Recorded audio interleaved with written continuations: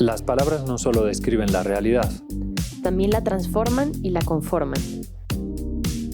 Democracia, Memoria, hogar, derecho, intuición. número. En este podcast, cada semana conversamos con un especialista diferente sobre una palabra clave para comprender el mundo. Una semana, Una palabra.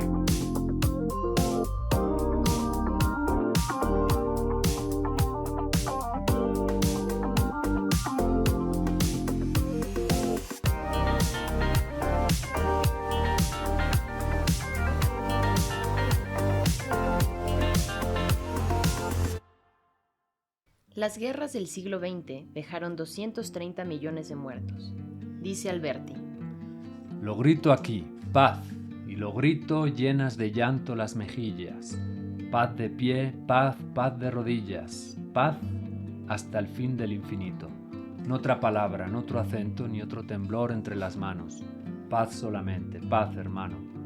Amor y paz como sustento. En 1945, cuando la Segunda Guerra Mundial estaba a punto de terminar, 50 países conformaron la ONU con un objetivo primordial: la paz. La palabra proviene del latín. ¿Quién no ha oído hablar de la Pax Augusta, el periodo de casi 200 años en el que el Imperio Romano evitó las guerras internas? Hannah Arendt, tocaya de nuestra invitada de hoy, apuntaba en que quizás es uno de los mayores obstáculos para lograrla. La Segunda Guerra Mundial no fue seguida por la paz, sino por una guerra fría y por el establecimiento del complejo militar industrial laboral. En lugar de ser la guerra una extensión de la diplomacia o de la política o de la prosecución de objetivos económicos, la paz es la continuación de la guerra por otros medios. Aristófanes propuso una solución radical en uno de los primeros grandes textos pacifistas. En su comedia titulada Lisístrata, que significa literalmente la que disuelve el ejército, hartas de perder a sus propios hijos y esposos en la guerra, las mujeres deciden no tener relaciones sexuales con los hombres hasta que se firme una paz duradera. ¿Cuál es el camino para la paz? ¿Para la paz entre naciones, entre personas o incluso con uno mismo? ¿Qué tanto peso tienen las Naciones Unidas para lograrla entre estados? ¿Acaso, como decía Gandhi, no hay camino para la paz, sino que la paz es el camino? Para dialogar sobre estas y otras cuestiones, hoy nos acompaña Hannah Birkenkotter. Hannah Birkenkotter es doctora en Derecho por la Universidad de Humboldt y maestra en Derecho francés y alemán por las Universidades de Colombia y París I. Ha sido investigadora de la Escuela de Derecho de la Universidad de Nueva York y de la Universidad de Humboldt de Berlín. Es editora asociada del Verfassungsblog on Matters Constitutional, miembro del Consejo de Investigación de la Asociación Alemana para las Naciones Unidas y profesora del Departamento de Derecho del ITAM. Pues Hannah, bienvenida, muchas gracias por acompañarnos. Muchas gracias por la invitación, me da mucho gusto de estar aquí. El gusto es nuestro. ¿Cómo definir lo que es la paz? Algo que todos creemos saber y sin embargo nadie sabría cómo definir. Bueno, he visto algunos episodios del podcast y siempre empiezan con una pregunta imposible de definir una palabra. Sí. Y bueno, con la paz es la misma cosa, no se puede definir de una sola manera. Uh-huh. Podemos empezar con una definición mínima, si quieren, que es que la paz es la ausencia de guerra, la ausencia de violencia entre actores, ¿no?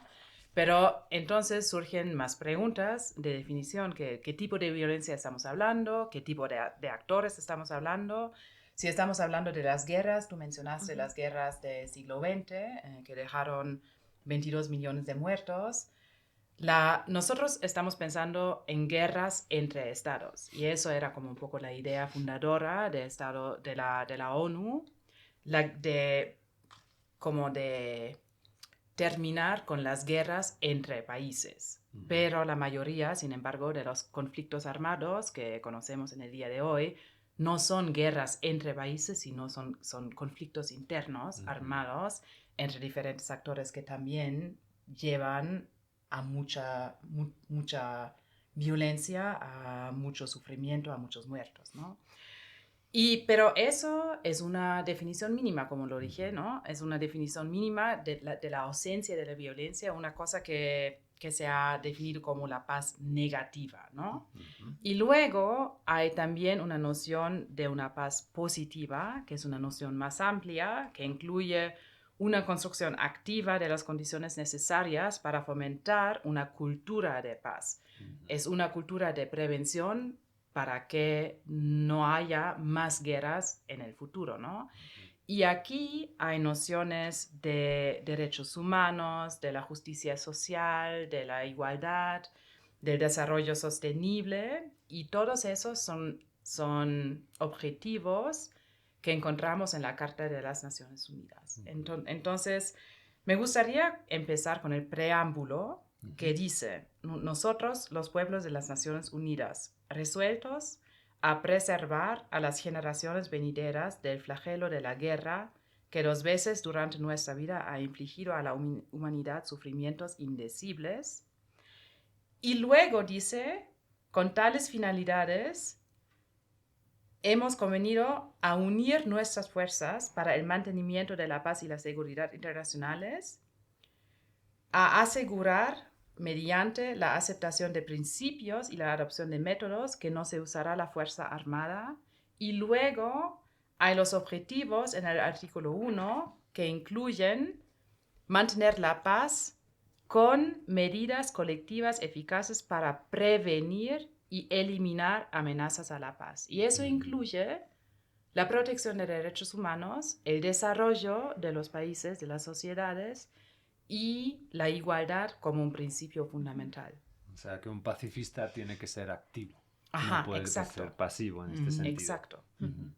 De hecho, ahora que dabas tu definición, por ejemplo, yo estaba pensando en la guerra económica entre Estados Unidos y China. Si definimos la paz como la ausencia de guerra, en estos momentos, ¿Estados Unidos y China están en paz o no? Si tienen una guerra económica. Bueno, eso es una muy buena pregunta, y digo, en la Carta de la ONU hay una prohibición del uso de la fuerza, pero es una prohibición del uso de la fuerza armada. Ajá. Sin embargo, eso ha sido una definición muy debatida, muy controversa, ¿no? entre los Estados miembros de la ONU, porque sí hay muchos Estados miembros, sobre todo del sur global, que han dicho que hay varias maneras de utilizar la violencia, y no siempre es una violencia armada, no siempre son unos ejércitos que vienen a tu país. Como sucede en las relaciones personales, que no puede haber violencia psicológica. Sí. Y si tomamos en serio esa noción de una paz positiva, entonces tendremos que decir que para el desarrollo sostenible, para la protección de los derechos humanos, sí es una forma de violencia la presión económica desde un actor que tiene una fuerza mayor económicamente hablando, ¿no? Y entonces en ese sentido sí se puede hablar de una guerra. O sea, puede haber sistemas económicos más pacíficos que otros. Claro. Lo que pasa es que nos estás dando unas definiciones de cuando se fundó la ONU, y eso es hace mucho tiempo. Yo siento, tú me vas a decir si es cierto esto o no, que siempre las leyes y el derecho van un poco atrás de los hechos. Entonces, pues no podemos seguir con esa única definición de paz. No, estoy totalmente de acuerdo, y sí hubo muchos cambios a lo largo del tiempo en cómo se entiende la paz en el sistema de las Naciones Unidas. En el sentido que sí hay en la Carta esa idea de que la paz requiere que mantenemos, por ejemplo, los derechos humanos, pero luego hubo mucho desarrollo de esa normativa de los derechos humanos a través de varios tratados que se negociaban dentro de las Naciones Unidas y luego se adoptaron por la Asamblea General y luego se implementan también, ¿no? Y a través de la implementación también hay como un proceso de interpretación de tales normas, y entonces eso sí ha cambiado muchísimo. Por ejemplo, yo estaba hablando ahorita del desarrollo sostenible, y esa noción de la sostenibilidad no está en la Carta de la ONU. Es algo que se agregó en los años 80 y luego a través de la Cumbre de Río en los años 90. Ahora sí es como una una noción clave del trabajo del desarrollo de la ONU, pero no... Aparece incluso en Ajá. su lema, ¿no? El lema Sí. de la ONU actual creo que es paz, dignidad e igualdad en un planeta sano. Exacto, sí. Y ahora sí es como, ese vocabulario que se usa en el día de hoy que no existía en los años 40. Claro. Y la otra cosa que dijiste que me parece muy interesante y es verdad, es que el derecho en general, incluso el derecho internacional, muchas veces es una reacción a algo que ocurrió más que una construcción activa. Pero en el mismo sentido, en reaccionar sí propone unas condiciones para una construcción más adelante, ¿no? Entonces es ambiguo en ese sentido, porque puedes utilizar lo que se hizo como reacción a un evento para fomentar otra cosa, construir otra cosa para el futuro, ¿no? Claro, eso que dices me parece súper interesante y en particular, por ejemplo, con la inteligencia artificial, no se ha podido legislar totalmente cómo debe de funcionar y cómo deben de ser las cosas. Y como eso hay mil otras cosas, ¿sí? En biología, en medicina, etcétera, etcétera, donde evidentemente, como se hacen descubrimientos científicos en algún momento, pues el derecho no hace el mismo descubrimiento al mismo momento, sino que se tiene que adaptar a lo que se va descubriendo. Sí, sí. ¿Puedo preguntar algo? Perdón, regresando a lo de Claro. las guerras militares. Hay muchos autores que me interesan que hablan del optimismo y de por qué sí hay razones para estar optimista hoy en día. Y muchos dicen que nunca antes en la historia de la humanidad había habido menos guerras en el sentido de conflictos armados. Stephen Pinker, ¿no? Por ejemplo, Stephen Pinker. Y me pregunto si eso es cierto en el 2025 o no. No hablando de otro tipo de guerras que podemos discutir, como la económica, pero en el sentido de conflictos armados, ¿es verdad que hoy hay menos que nunca antes en la historia de la humanidad? De lo que sepa yo, no es verdad aún. Sí ha sido verdad como hasta los años 2010, 2015, pero luego con la guerra de Siria, de Yemen, de Sudán, ahora de Ucrania, de Gaza, hay una subida de conflictos armados que antes habíamos pensado que ya había como un poco dejado, pero hay un surgimiento de números también que es muy preocupante. Hay un centro que estudia los conflictos armados en el mundo, en Estocolmo, y según ese centro sí hay una subida que deja que no es verdad aún. Esa idea que nunca había menos conflictos armados. Bueno, y Me además que digas no es verdad aún.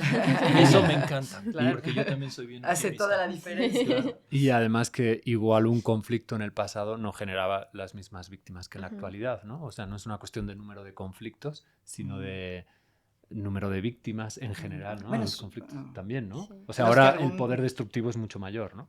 Aunque algunos argumentan que hay menos víctimas civiles que antes, no sé. Pero También, bueno, no quiero entrar en un tema que no sé, me Bueno, interesaba sí, no, este yo dato. Hay duda continuando. Yo ubicaba como que hasta las guerras mundiales era más prevalente como los conflictos entre estados y posteriormente, Sí, justo estaba como hasta diciendo. lo de que 2010 y eso se convirtió, o sea, no es que hubiera menos conflictos, pero se quedaban dentro de las fronteras y tenían como alguna dinámica distinta en sentido de muertes y pérdidas como estos peleas internacionales internas.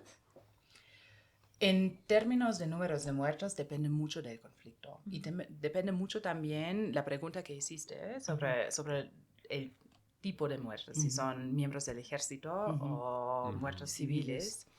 Depende mucho de cómo uno cuenta, ¿no? Entonces sí hay estadísticas, pero no es el caso que los conflictos internos llevan menos víctimas civiles. La verdad es que normalmente llevan más, porque la distinción entre un miembro de un grupo armado y los civiles es más fluida que en un conflicto entre estados, donde muy claramente tienes uniformes. Yo creo que el caso actual más claro de un conflicto internacional entre estados es el de Ucrania, la guerra de Ucrania y Rusia, donde sí hubo muchísimos huertos, sobre todo del ejército. Ujú. Pero hay muchos otros conflictos. Estoy pensando, por ejemplo, en el conflicto de Sudán, que ha llevado muchísimas víctimas, tanto civiles que militares, que ha sido un conflicto donde sí no es claro que hubo menos víctimas civiles, ¿no? Sí. Oye, uno de los conceptos que has trabajado mucho, has publicado en Routledge sobre ello, pero ahora estás escribiendo un libro, es el concepto de Estado de Derecho, ¿no? De Rule of Law. ¿Cuál es el papel de este concepto para abordar un tema como el de la paz? Eso es una pregunta muy interesante. Bueno, hay muchos juristas que piensan que el Estado de Derecho es un vehículo para manejar la paz. Pero yo creo que es más difícil, que es más complejo. Bueno, ¿qué es el Estado de Derecho? Vamos a empezar con eso, porque el Estado de Derecho, tanto que la paz es una palabra muy difícil, es un concepto muy contestado, muy contestado, que hay varias definiciones. Y hay como incluso una diferencia entre el término inglés y el término español, ¿no? El término español, Estado de Derecho, lleva esa noción del Estado, ¿no? Del Estado como la entidad donde se tiene que construir un sistema de leyes, de instituciones, etcétera, ¿no?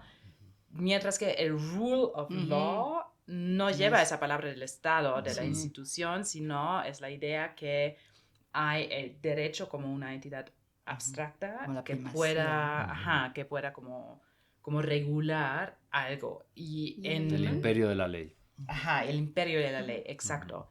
Y dentro de la ONU, efectivamente en la Carta de la ONU, no hay ese concepto. No hay el concepto del Estado de Derecho, de la rule of law. Me sorprende oír eso. Sí. Y incluso hubo una iniciativa, cuando se negociaba la Carta de la ONU, el texto, hubo una iniciativa de Australia, de una enmienda, para insertar ese término rule of law al texto de la Carta.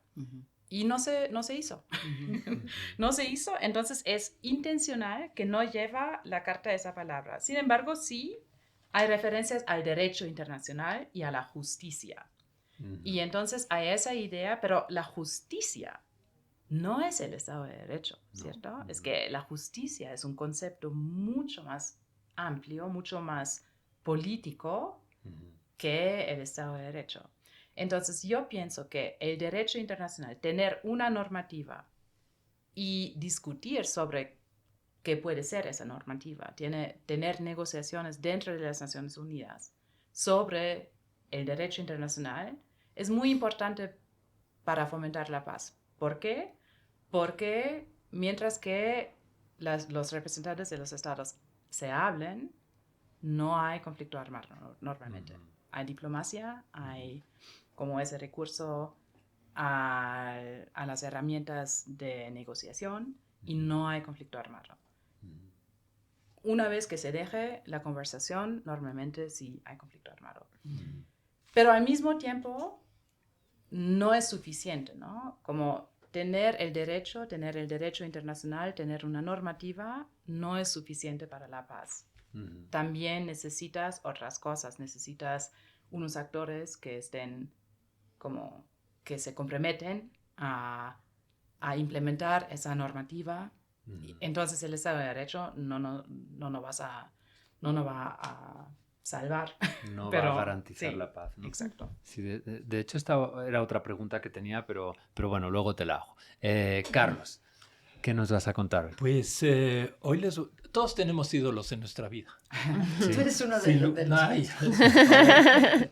Y yo tengo un ídolo matemático que es Laurent Schwartz, porque fue un matemático. Les voy a hablar un poquito primero de él y luego les voy a dar 3 ejemplos de por qué es un pacifista ejemplar. Él, francés,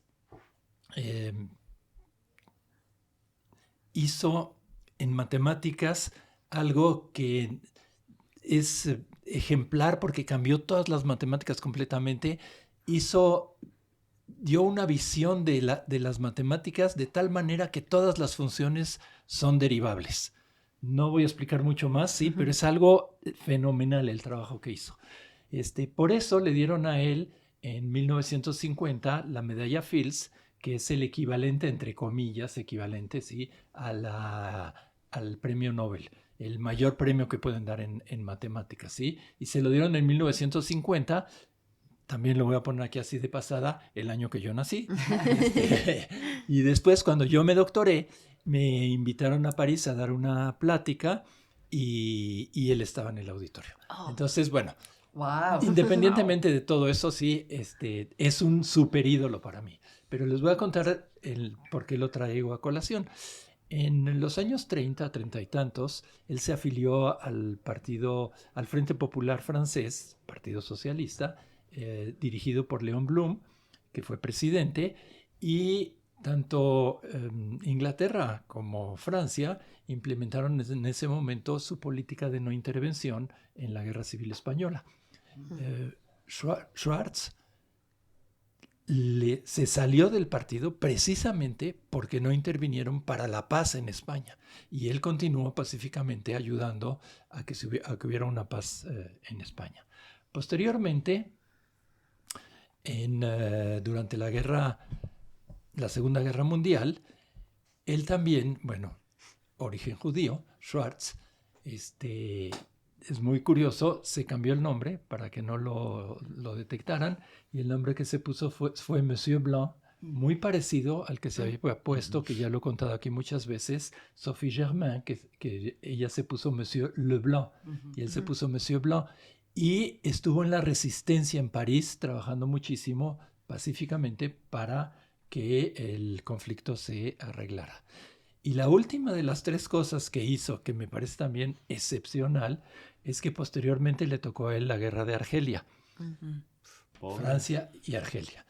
Y él tuvo un alumno, Aubin, de hecho se conoce esto como el caso Aubin, en donde los franceses en Argelia llegaron y pidieron que todos los que eran de origen francés se enrolaran en el ejército, y él dijo, no, yo no me voy a enrolar porque yo estoy por la independencia argelina.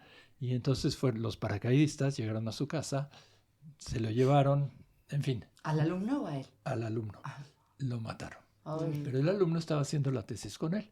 Le faltaba muy poquito para terminar. Él terminó la tesis, y como una protesta a todas las escuelas francesas les mandó la tesis y arregló para que en París los directores de la Polytechnique, de la Normal, etcétera, etcétera, dieran su anuencia para que se hiciera un examen post-mortem de este chico, en donde convenció a uno de sus colegas que presentara la tesis, y le dieron evidentemente todas las menciones y todo. Bueno, me parece un tipo realmente excepcional. Hay muchas más historias y muchas otras cosas, pero pues prefiero que sigamos ahora con tu conversación. Y él siguió así haciendo cosas en ese sentido, ¿no? Es decir, pero muchísimas cosas, ¿sí? Un pacifista fenomenal.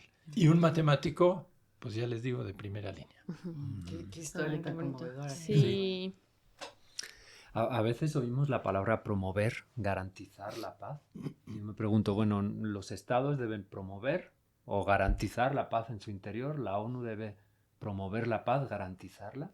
¿Es un detalle o es algo muy importante desde el punto de vista? Bueno, voy a introducir una tercera palabra, que es la que lleva la carta, que dice: los propósitos de las Naciones Unidas son mantener la paz y la seguridad internacionales.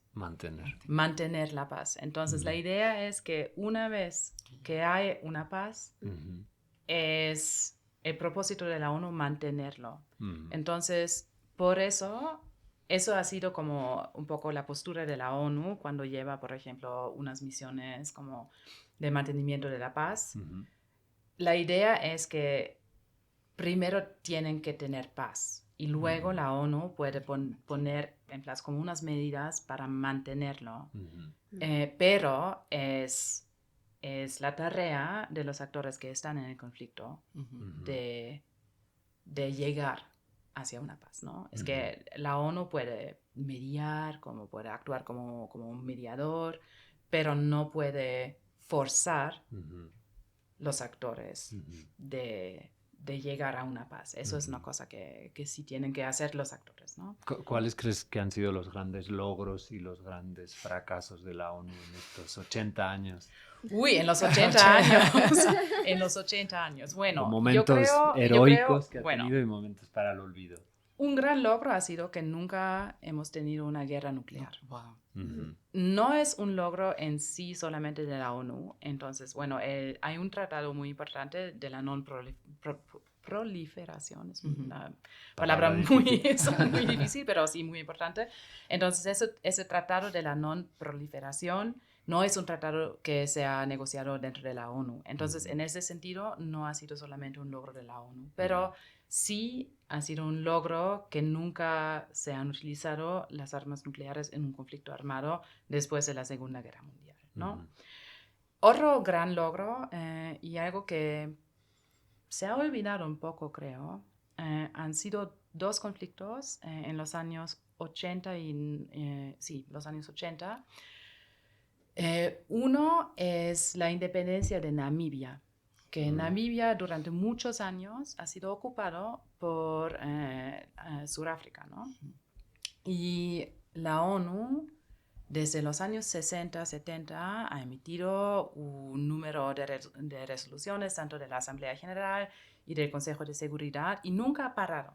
Y entonces, hasta 89, Namibia se independizó con una declaración de independencia, y eso sí fue un proceso preparado por la ONU.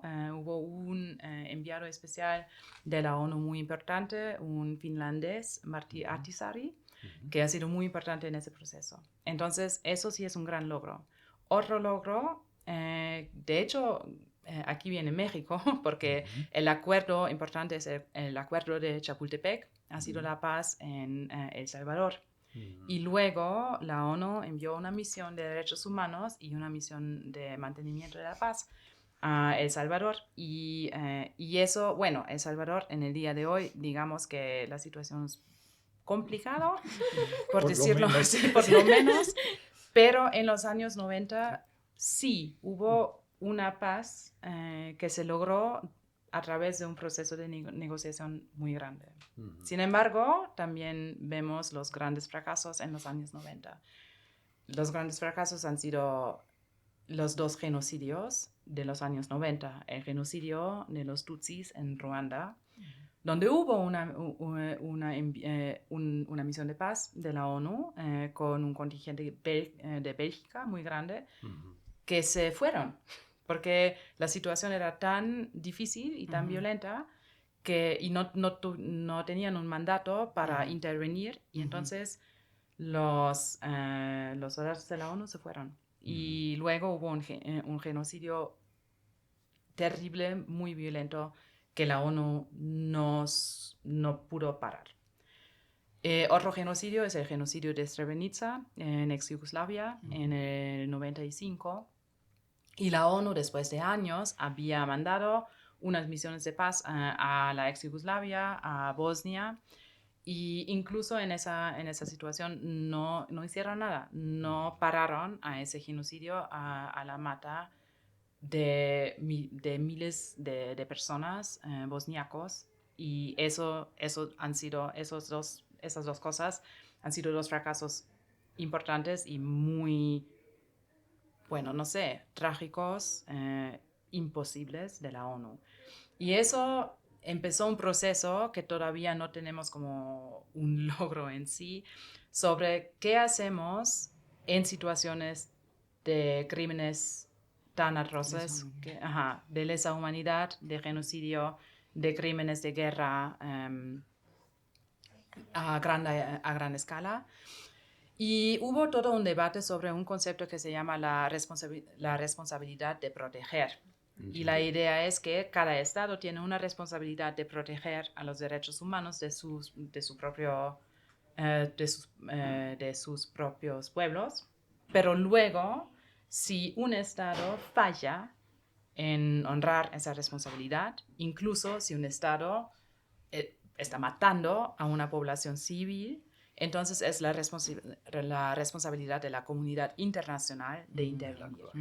Y aquí hay todo un rango de problemas, porque intervenir de qué manera. Intervenir de una manera de diplomacia es una cosa, pero intervenir con la fuerza, eso también se ha discutido mucho. Hay un caso donde el Consejo de Seguridad autorizó el uso de la fuerza frente a crímenes de lesa humanidad, es el caso de Libia, pero luego cambiaron el gobierno y eso es una cosa que no está previsto en ese debate. El debate era sobre la protección de poblaciones civiles, no de cambios de gobiernos.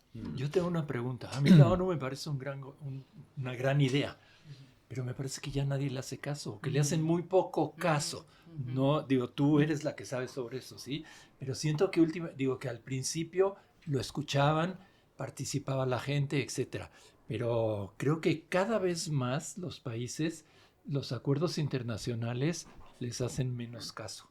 Y como organismo, la ONU es uno de estos organismos a los que siento que cada vez, no sé por qué, le van haciendo menos caso, porque yo estoy convencido que es uno de los organismos que debe de existir. Sí. Yo muy de acuerdo que es uno de los mecanismos que deben existir, porque es el único mecanismo, es la única organización que tenemos que tiene tanto como un mandato universal en términos de miembros, de membresía, que en términos de mandato, de temas que pueden discutir. Porque sí tenemos otros organismos que incluyen todos los estados del mundo, como la Organización Mundial de la Salud, por ejemplo, pero esa organización se enfoca en la salud, ¿no? Y no en otros temas.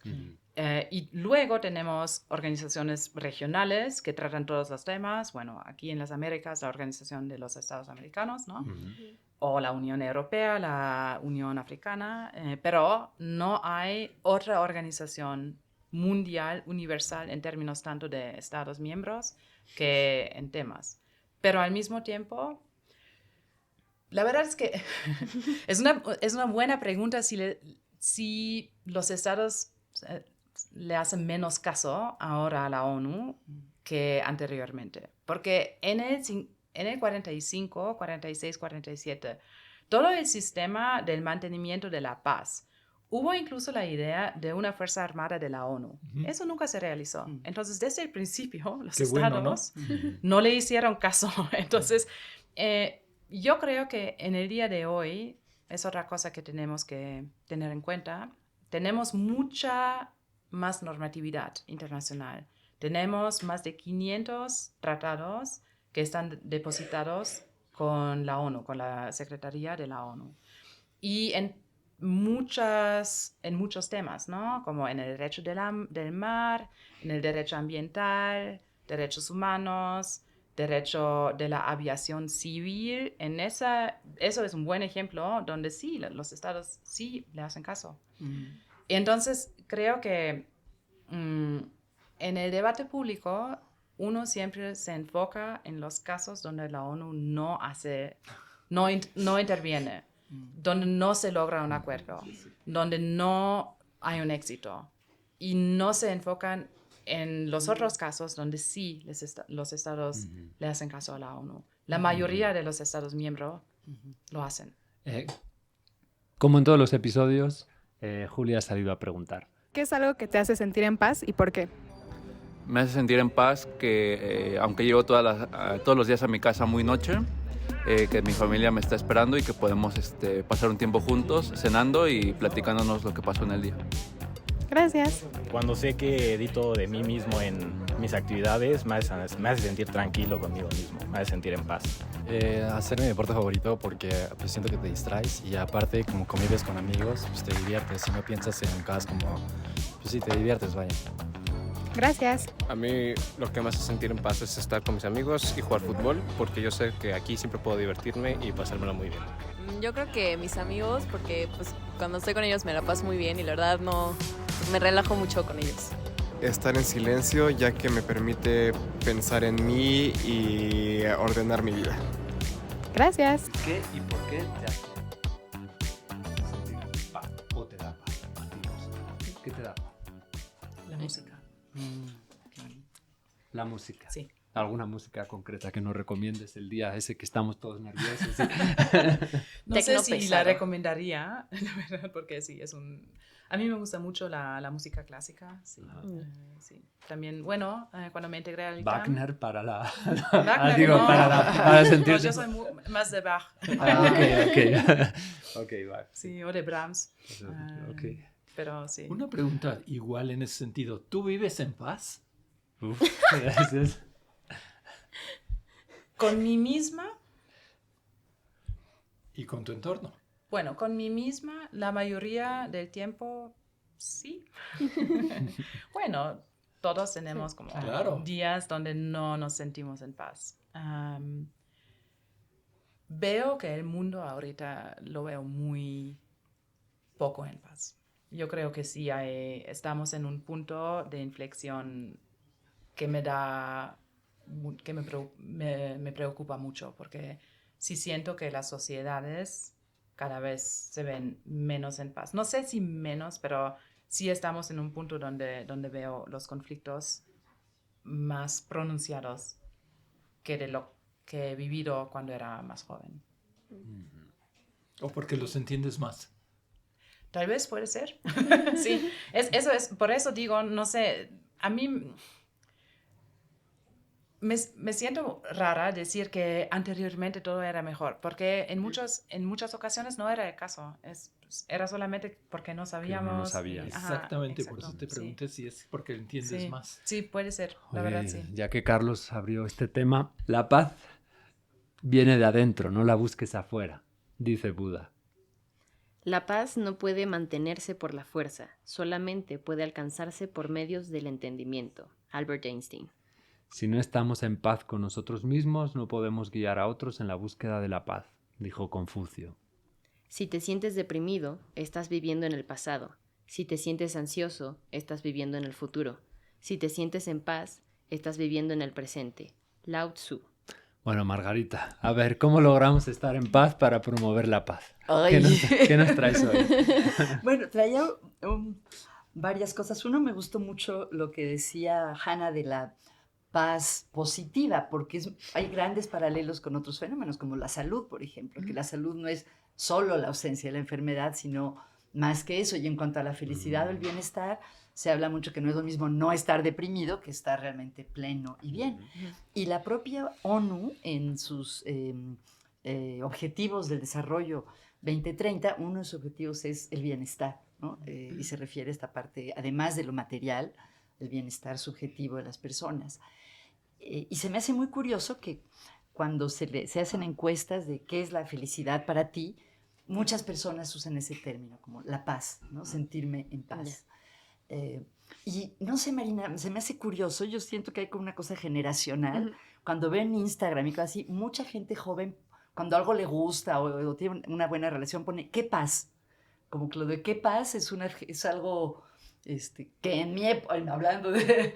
Antes no era como parte del discurso cotidiano. Sí. ¿Estoy percibiendo bien o no? Chance... ¿no? Estoy alejada de mi generación. ¿Sí? No sé. No, yo estoy más alejada. Bueno, pero yo había escuchado que, por ejemplo, más hacia Oriente, la felicidad se describe como la paz calmada, y hacia Occidente la paz es como eufórica. Sí, eso es cierto, efectivamente. Sí, pero no había visto como lo de qué padre, qué paz. La verdad no. Bueno, entonces a lo mejor yo estoy equivocada. Pero, en fin, y los beneficios de la paz son obvios, pero también hay muchos datos de que, por ejemplo, de lo peor que te puede pasar en la vida es vivir un entorno de violencia, bien sea familiar o contextual, ¿no? Que te toque vivir una guerra, eso tiene secuelas psicológicas para la mayoría de la gente para siempre, ¿no? Entonces realmente es muy desafortunado. En México las encuestas, sobre la felicidad indican que lo que más predice la infelicidad de la gente es vivir violencia en la familia o sufrir de violencia como un atraco. ¿Qué me vas a decir, Carlos? Te iba a decir que en la violencia y en las guerras Ajá. también se desarrollan muchas cosas. Sí, la resiliencia, ¿no? ¿O te refieres a adelantos Y científicos? adelantos de todos tipos, Sí. entre otros científicos, Sí. médicos. Ujú. ¿Cuántos médicos se han hecho en las guerras? Sí. Sí. ¿Y cuántas cosas se han avanzado en las guerras? Bueno, mis No dos, lo promuevo. Es- mis es- dos- es- es un mis dos efecto- abuelos. Un Prefiero efecto que no se secundario avance tan afortunado. rápido. Sí, claro. Y que no haya Sí. guerras, mis dos por abuelos supuesto, fueron sí. Ajá. médicos en la En guerra las civil guerras, ¿no? y en bandos opuestos además. ¿Aprendieron? Ay, qué cosa. ¿Aprendieron? Qué Pero bueno, al menos... Aprendieron hasta decir basta. No, sí, pues tenían 21 años o así. Qué impresión. aprenden en la Impresión, práctica muchísimo. Bueno, Pero Margarita... en fin, ya no te y- dije qué podemos hacer. Sí, Bueno, ¿qué podemos pienso hacer? en el nivel micro, no sé entre los países, ¿no? Pero creo que a nivel interpersonal algo importante es aceptar no sé, el ser del otro, realmente respetar ¿Cómo es al el otro como ser humano, aceptar que aunque piense diferente que tú, tiene razones que al menos hay que escuchar, aunque no estés de acuerdo, pero creo que el diálogo, aunque suene algo tan trillado, está en la base de las buenas relaciones, el Y estar la abierto, escucha, ¿no? exacto, el escuchar realmente al otro y que el otro esté receptivo a lo que tú tienes que decir, y creo que en general, ¿no? En las familias, como suponer la buena intención del otro. No me refiero a nivel político, pero en las relaciones interpersonales, con la pareja o con tus hermanos, como lo que enseñan muchas tradiciones espirituales, de tener un espíritu como bondadoso o magnanimidad hacia el otro, yo creo que ayuda mucho. Oye, ¿y a ti qué paz. te da paz? A mí me da paz. El podcast. A mí no, porque preparar la logística... El silencio, trato de llevar una práctica. Bueno, ¿a quién le digo? Tú eres un súper experto, ¿no? Pero trato de tener un rato de silencio cada mañana. La naturaleza que no, o sea, en chiquito, ¿no? O sea, la que veo desde mi ventana, ¿no? Es que El 33. ¿Perdón? Lo del 3, 30, Ah, 30, sí, no. nos lo contabas el otro día. Y pues es que no sé decir paso alegría, ¿no? Mi familia, en particular mis hijos y ahora mi nieta, pero ahí sí siento más que paz como gozo, alegría, ¿no? Felicidad. Felicidad.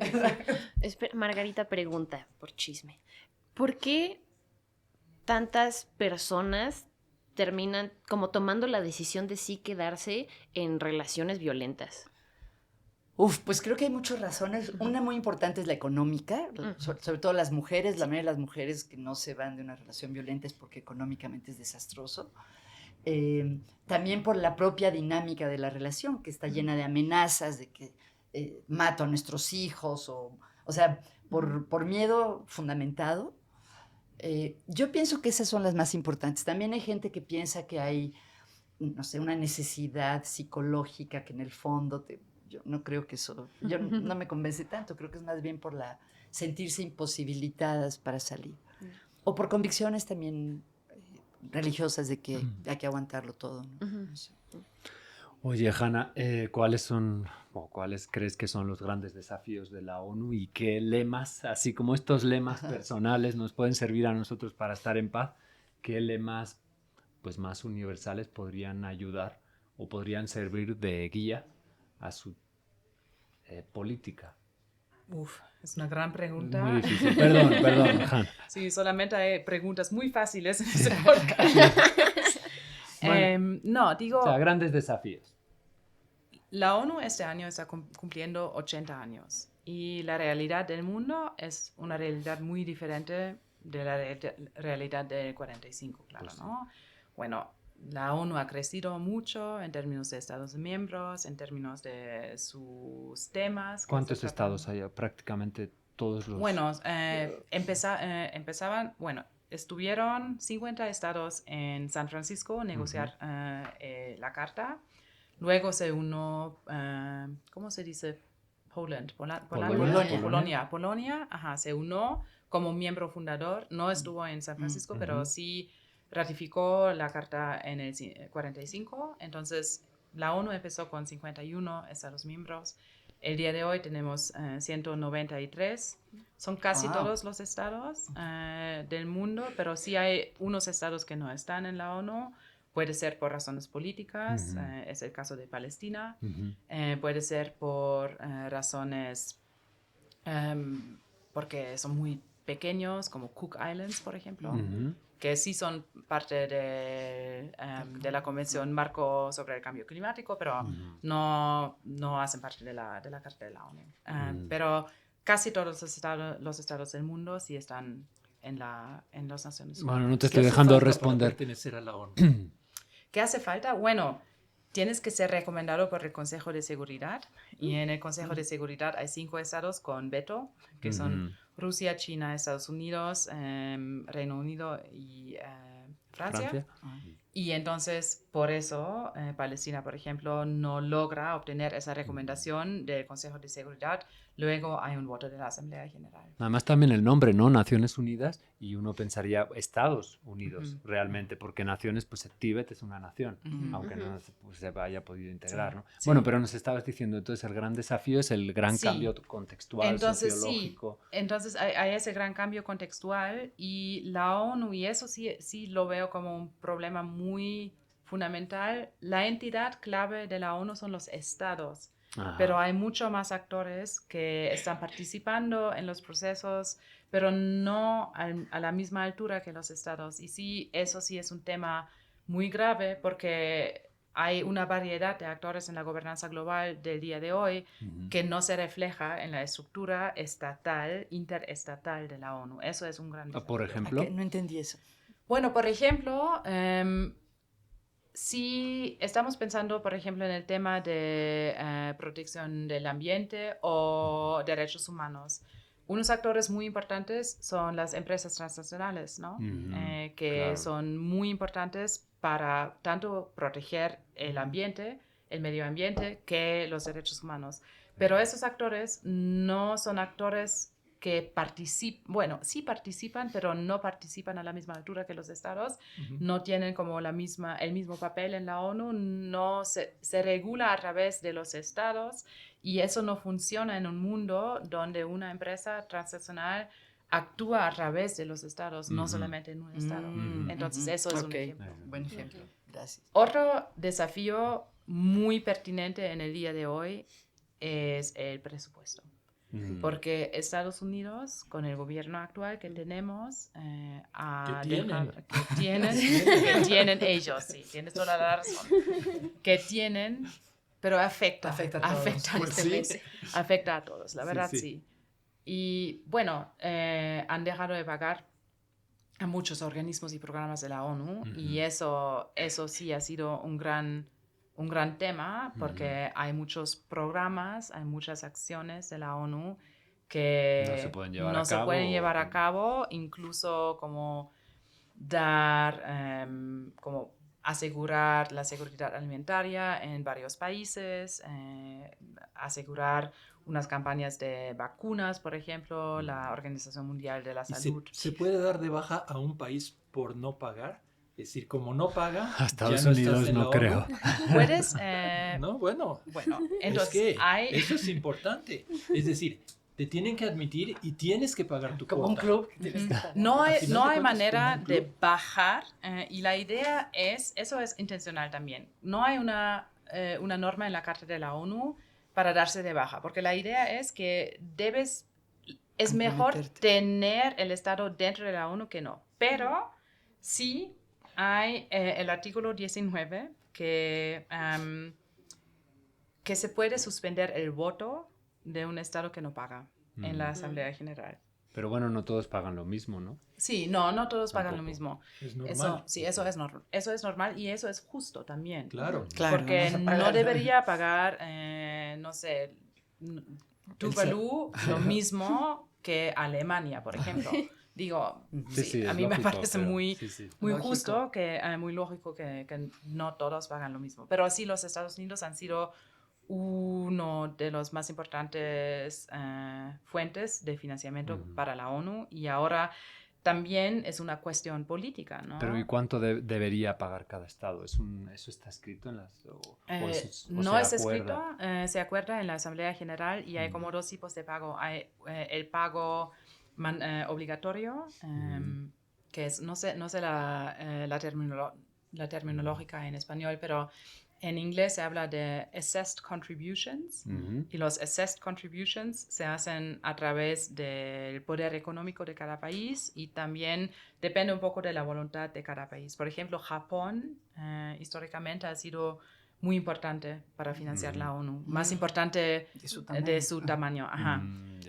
Y luego hay contribuciones voluntarias y esas contribuciones voluntarias han sido muy, muy importantes para muchísimos programas de ayuda humanitaria. Y esas contribuciones voluntarias, bueno, tradicionalmente han sido muy importantes de la parte de Estados Unidos, pero también de países escandinavos. ¿Se dan esas contribuciones voluntarias van a un programa específico o se dan y la ONU lo utiliza? Hay dos tipos de contribuciones voluntarias. Hay contribuciones voluntarias que son earmarked, entonces que son designados para un programa en específico. Y hay otras contribuciones pero son muy pocas. Las contribuciones voluntarias que la ONU puede decidir ella misma cómo la van a utilizar. Marina, ¿qué nos vas a compartir hoy? Yo les voy a hablar de símbolos. Y si piensan en La Paz, ¿en qué dibujito piensan? Ay, el de los hippies de Peace and Love, ¿no? ¿Qué otro? Sí. Una paloma. Ajá. Entonces, el de la... No, los símbolos matemáticos. No, lo siento, y sí te voy a detener. Eso es lo que le da paz a Carlos. La bandera blanca también. Bueno, es más bien rendición, ¿no? No sé. Sí, es cierto.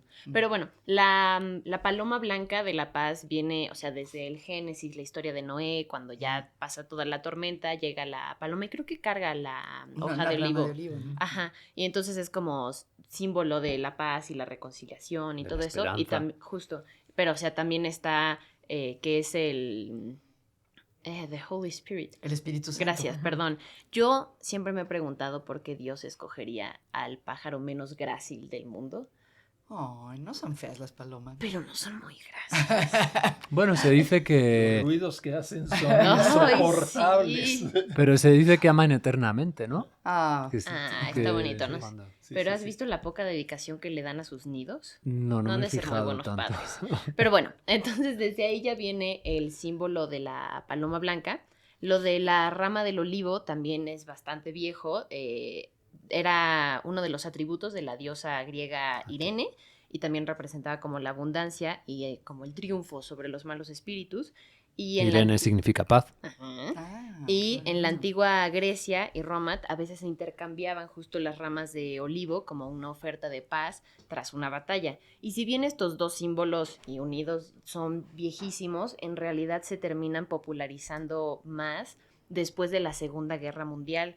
Y en buena medida con Picasso. Claro, toda su colección de palomas. Ajá, entonces en el 49, en el Congreso Mundial de la Paz, que se celebró en París, Picasso presentó una litografía de una paloma sin la rama del olivo, y esto como que rápidamente se convirtió en el emblema del movimiento pacifista internacional. Eventualmente también hace una pintura similar ya con la rama del olivo, y por ejemplo, justo lo contrario se ve en el Guernica, que está la paloma con el ala rota, ¿no? Sí.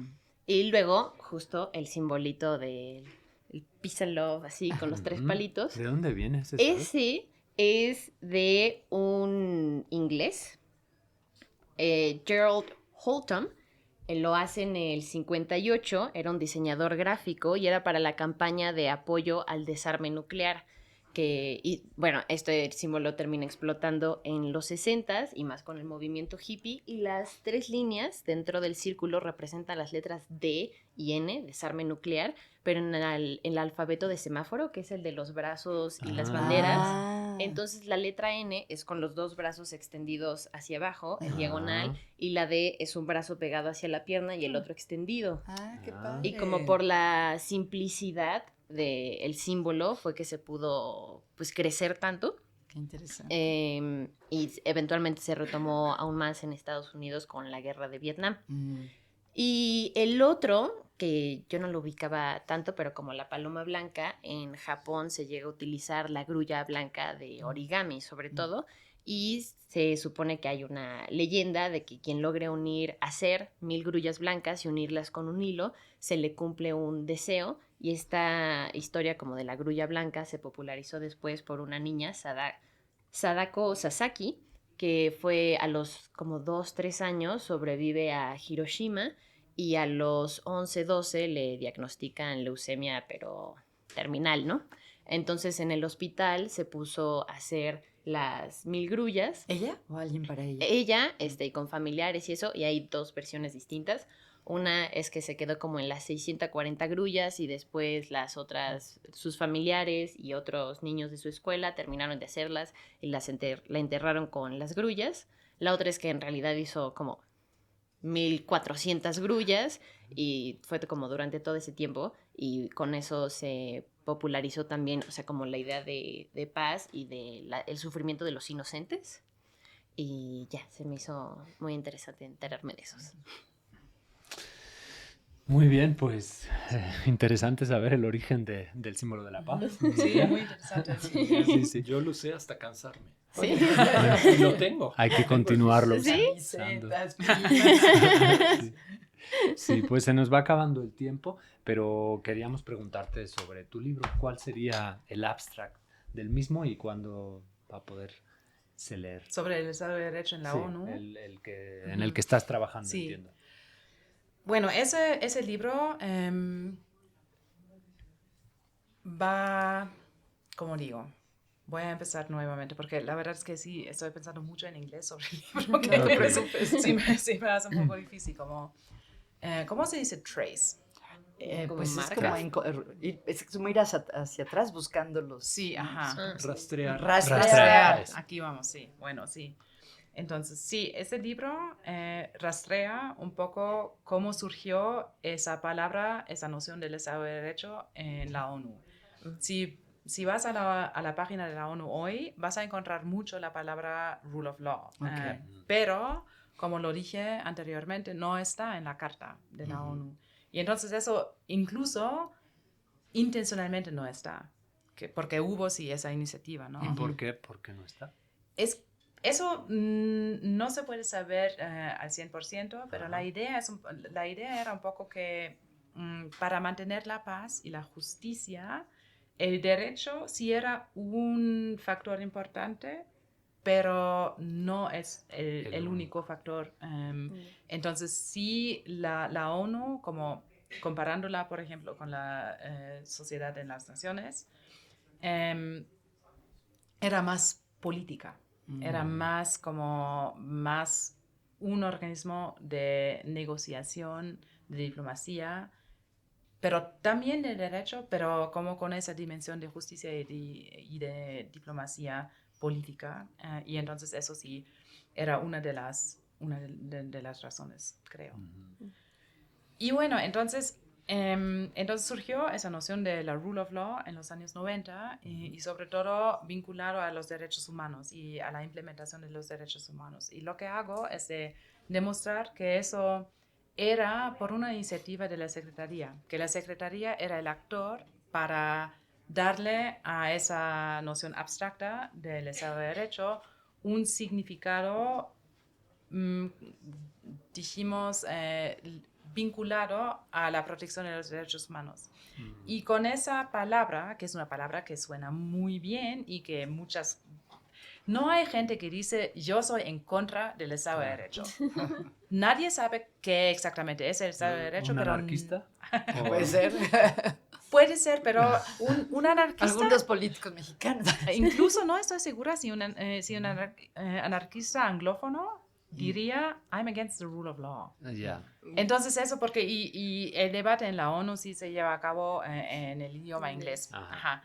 Entonces el rule of law, nadie sabe qué es y nadie sabe, pero nadie tampoco dice que soy en contra.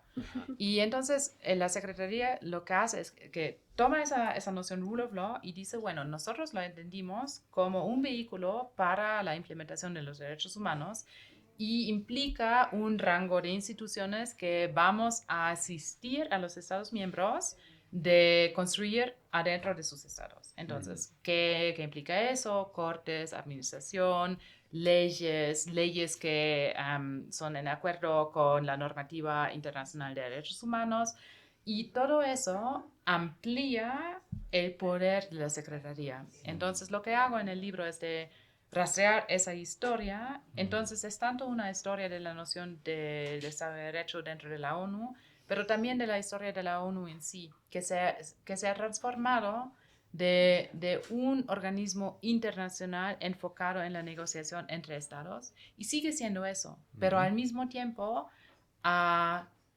creado un aparato de la Secretaría de la Asistencia.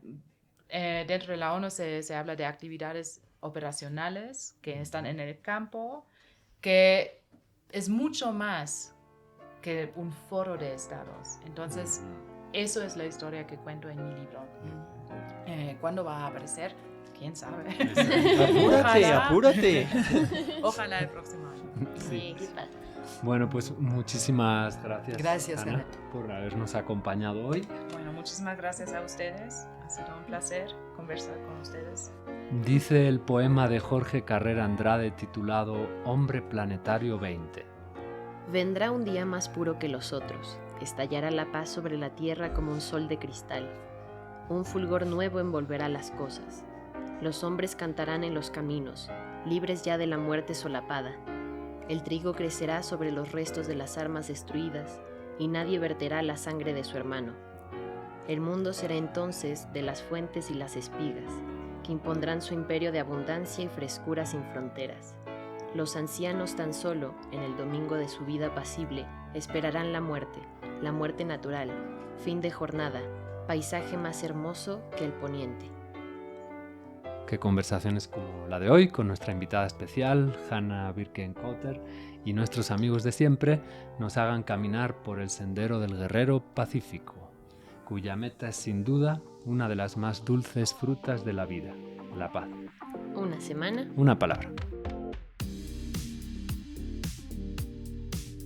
Este programa ha sido posible gracias al Departamento Académico de Lenguas y al CARLE, al Centro ITAM de Estudios del Bienestar, al Departamento Académico de Matemáticas, la Oficina de Comunicación ITAM adscrita a la Dirección de Desarrollo y Comunicación Institucional, y por supuesto a nuestros amigos invisibles, Luis, Bruno, Camila y Paula.